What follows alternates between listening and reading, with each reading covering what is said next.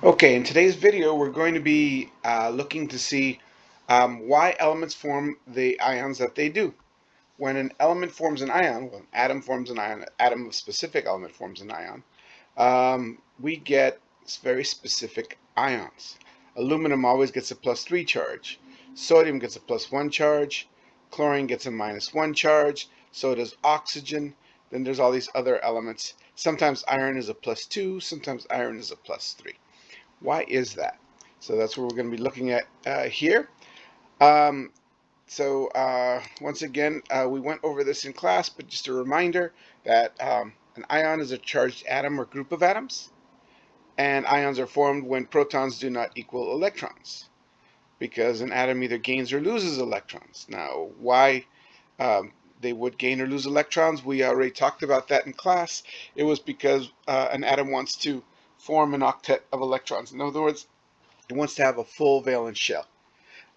Remember that a cation is a positively charged ion and is formed by losing electrons, and an anion is a negatively charged ion formed by gaining electrons. The octet rule is when atoms want to have full valence energy levels, or full valence shells, in other words. They want their electron configurations to look like a noble gas's electron configuration. Generally, what that means is that atoms want 8 electrons in their valence shell, and if we write the electron configurations for them, that would mean a full S and P sublevels of an energy level, right? That's why there's 8 electrons. 2 electrons go into a S sublevel in any energy level, any one energy level, and 6 electrons go into a P sublevel in any energy level. We're going to use the Bohr model of the atom here to make it a little bit more visual instead of electron configurations, but you can also do it with electron configurations. And the Bohr model basically, puts these rings around the nucleus. Each ring is an energy level. The first energy level, the one closest to the nucleus, can fit 2 electrons. The second could fit 8. There's that magic number 8. The third, 8.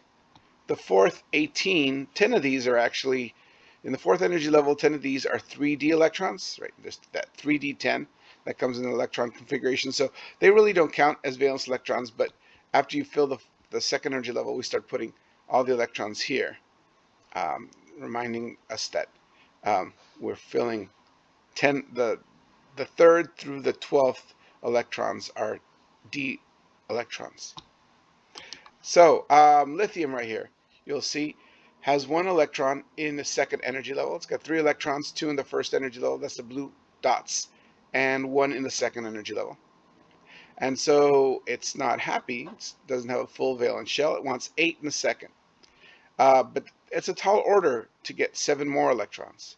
Easier thing to do, get rid of this one, and when you get rid of this one, it now empties the second energy level, leaving the first energy level full. Now the first energy level is the valence energy level, and it is full once you empty out the second energy level. So there it goes. That's the electron configuration of helium. But since there's 3 positives and only 2 negatives, this lithium particle gets a +1 charge, and we call it a lithium ion. And it's the same thing for the other elements. As we move left to right on the periodic table in the second row, beryllium starts out with 2 valence electrons. Easier to lose 2 than to gain 6, right? In order to fill the second shell, it would have to gain 6. So it's easier to lose 2 than to gain 6, so that's what it does.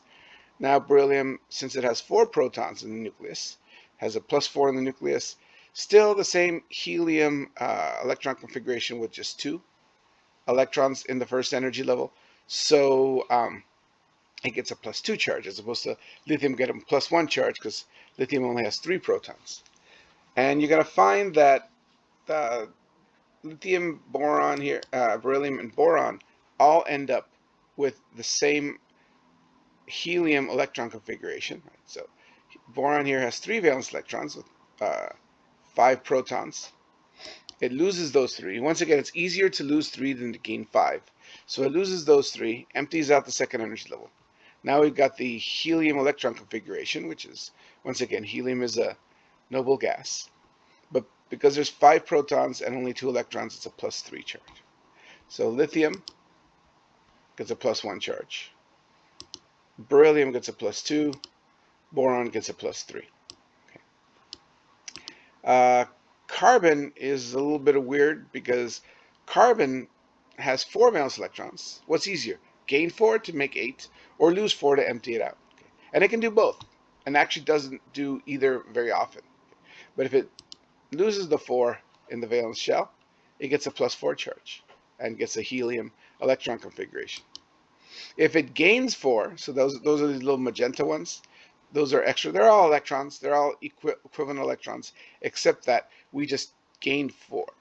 So I just put those in. If you went back from carbon right here, it gained those 4 right there. Now it's got 10 electrons, like neon, which is the next noble gas down.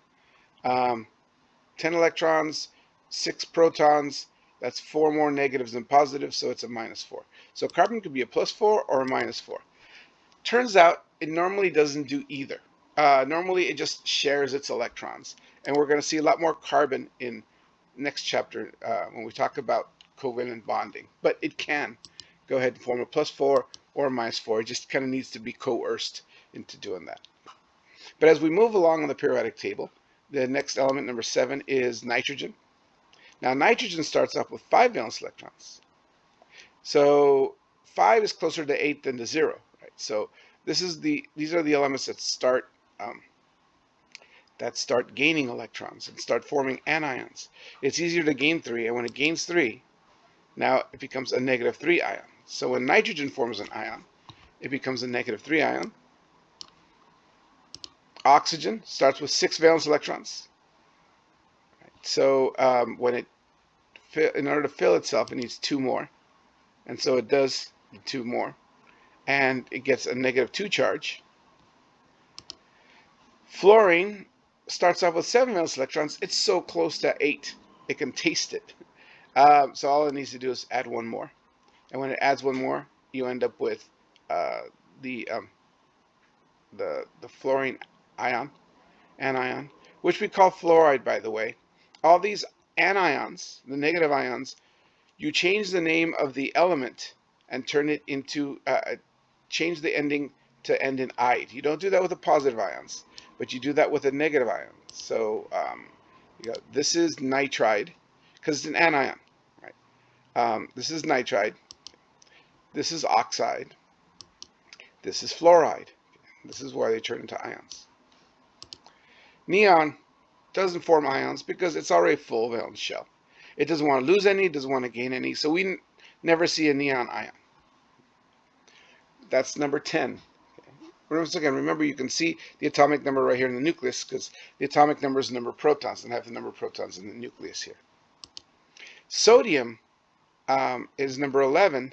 The 11th electron goes in the 3rd energy level. So just like lithium, it's got 1 valence electron.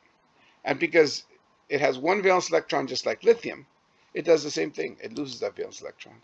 And just like lithium, sodium becomes a +1 charge. And we start seeing the pattern play out again.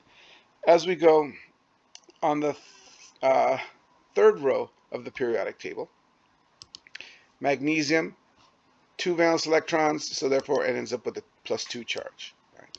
Because if you start off with 2 valence electrons, it's easier to lose 2 than to gain 6 to make 8. I'm not going to go through all of them on the second energy, on the second or the 3rd row. The pattern's the same. Just to show you here, chlorine, just like fluorine, has 7 valence electrons. So it just needs 1 to fill the valence shell. When it picks up that 1, now you got 18 electrons, 17 protons, a -1. And we call that a chloride. Remember that the anions are called chlorides. Or the anions end in IDE. Argon, just like neon, is full, so we don't see any ions from there. Okay.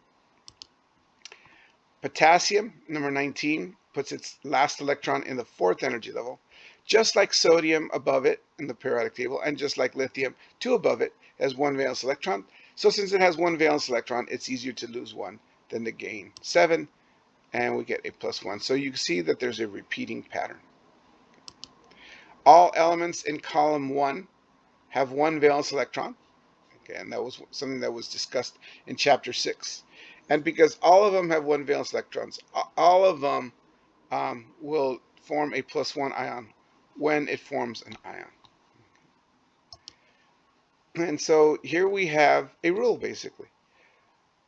You can use a regular periodic table and just go, everything, all the elements in column 1 get a +1 charge when they form ions.